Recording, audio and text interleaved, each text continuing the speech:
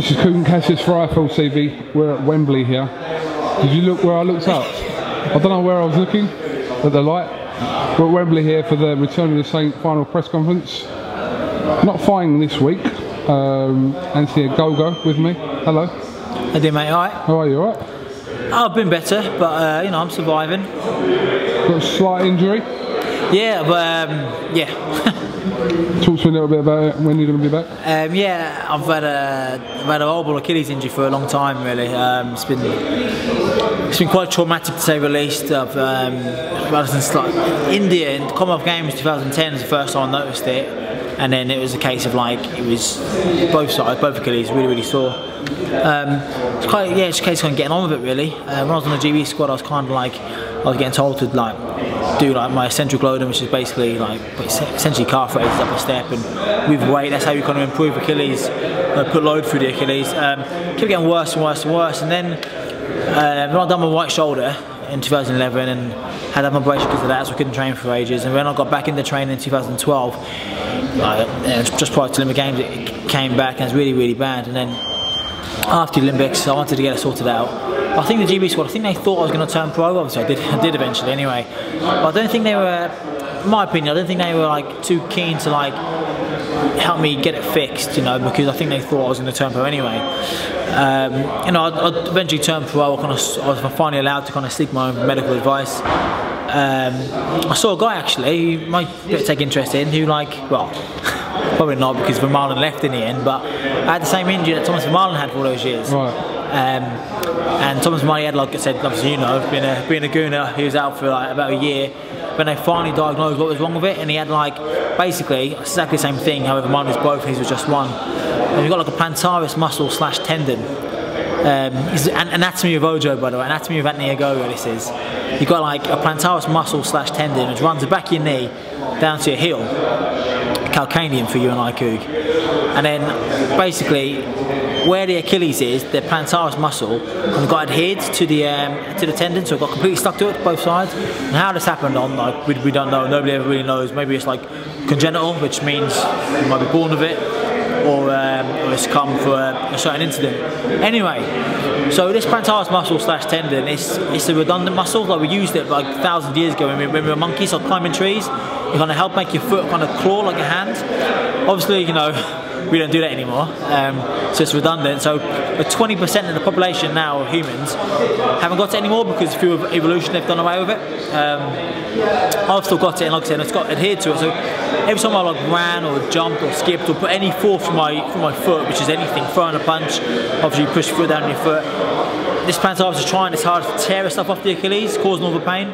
So for 4 years it's kind of blighted me, and it's got worse and worse and worse. And I finally got it diagnosed when I met this guy, Hakan Alfredson, had done Thomas Vermaelen.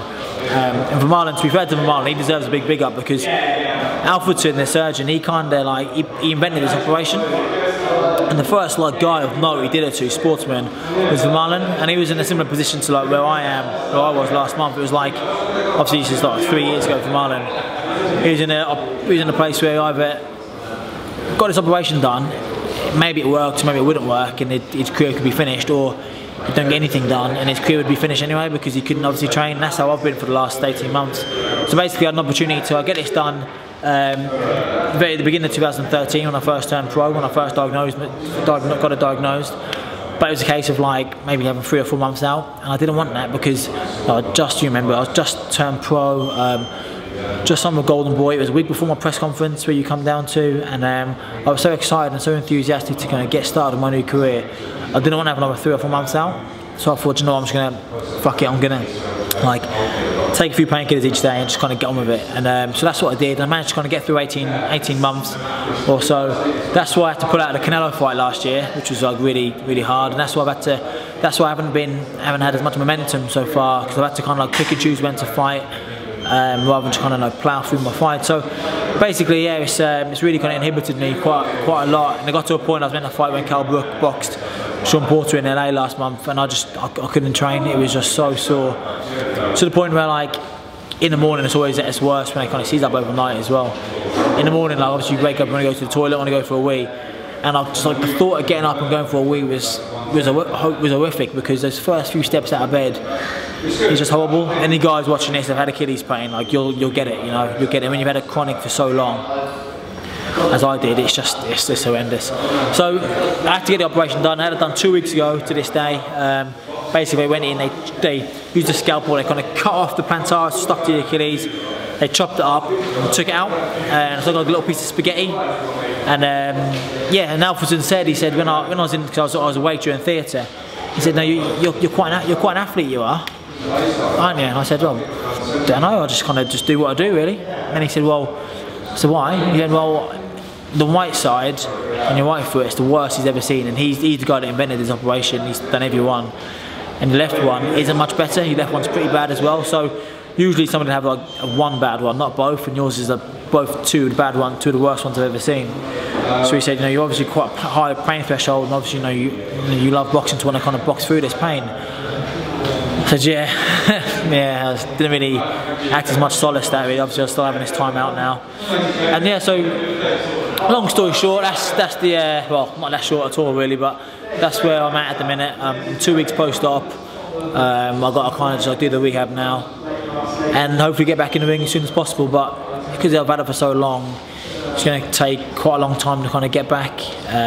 So probably not going to fight again this year, unfortunately, which is a shame because I'm here today because I was meant to be on the undercard to this, maybe our chief support to this on this show. So it's a bit frustrating, but like I said, I'm looking forward now.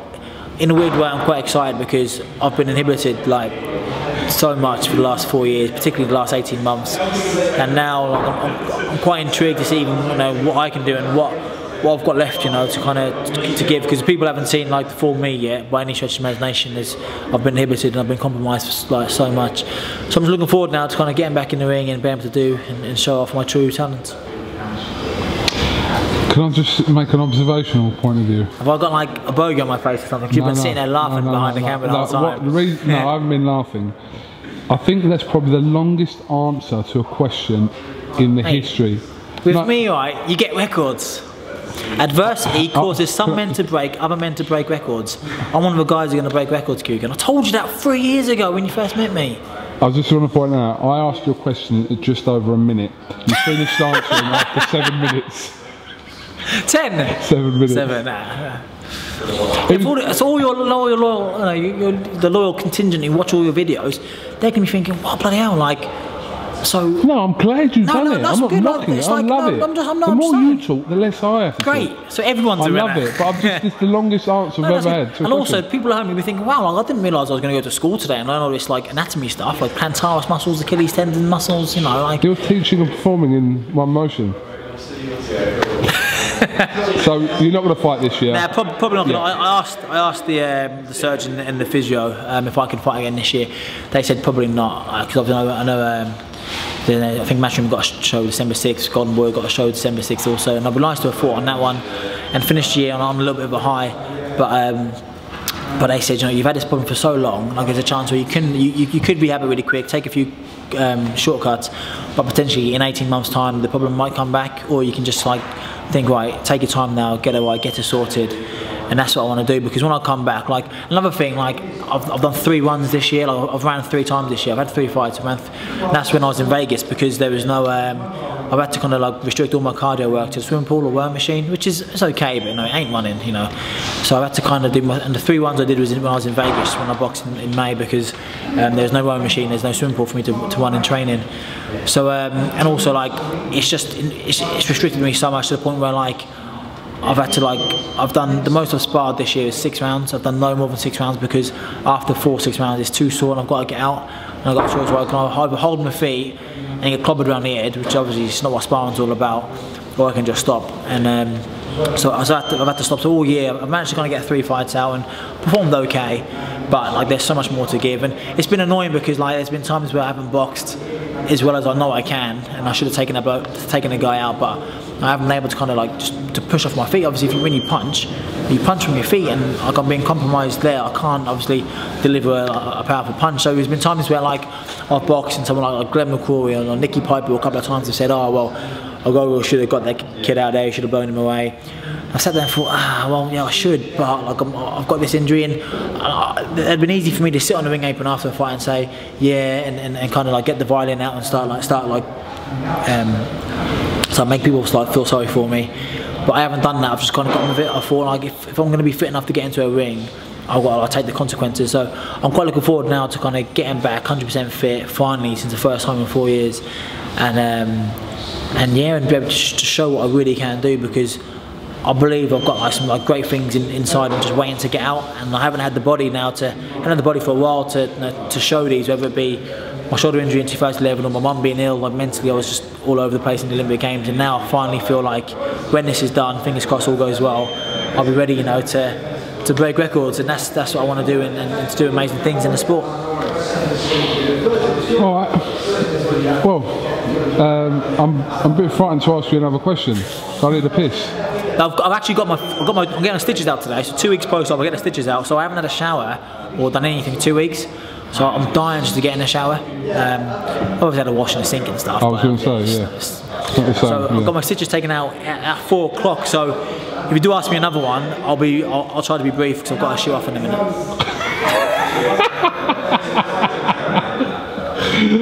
Listen, it's good to catch up with you. Keep us posted on how the injury's going and when you're likely to be back out again, and you'll probably be in America next time I see you. Why was that? You just might be in America next year, I don't know. I wouldn't say probably, might be.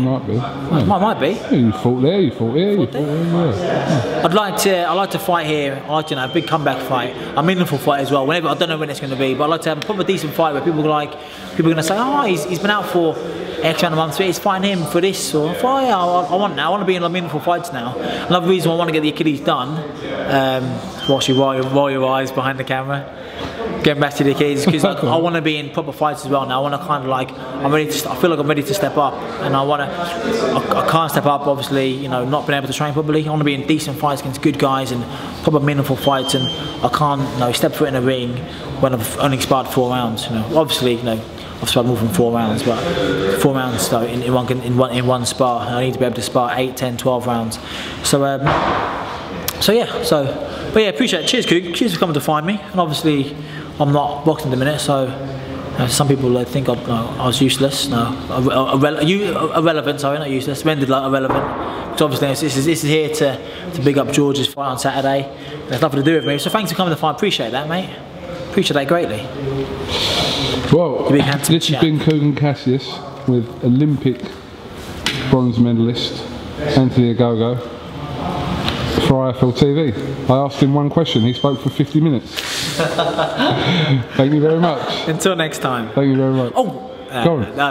Plug away. No, I'll do it next. At Anthony Ogogo on Twitter. If you want to find out how I'm getting on my rehab, social media, my sport. Oh yeah, big up Sport Lobster. Sport Lobster. My website, anthonyogogo.com. I will be putting some I've been doing some. I've been making some videos. With me in a wheelchair. What? I've been making some videos.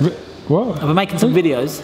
Well, I didn't hear that. I've been making some videos. Well, am I a boxer? No. Why are you getting involved in my field? What's all that about? You're making videos. Feeling the heat, innit? Oh, yeah, just the pennies just dropped because I don't really get what's going on. But I've been making some videos, like some rehab videos. Oh, okay. So I'll be uploading them soon. So obviously my website and stuff. So if you want to like catch up, I'm not taking your job. Please don't do like. Mate, what would British boxing be without you? True, absolutely true. I'm not even going to pull you on that. Absolutely true. And James. And James, obviously. Alright, this has been Kugan Cassius with Anthony Ogogo for IFL TV. Thank you very much for watching.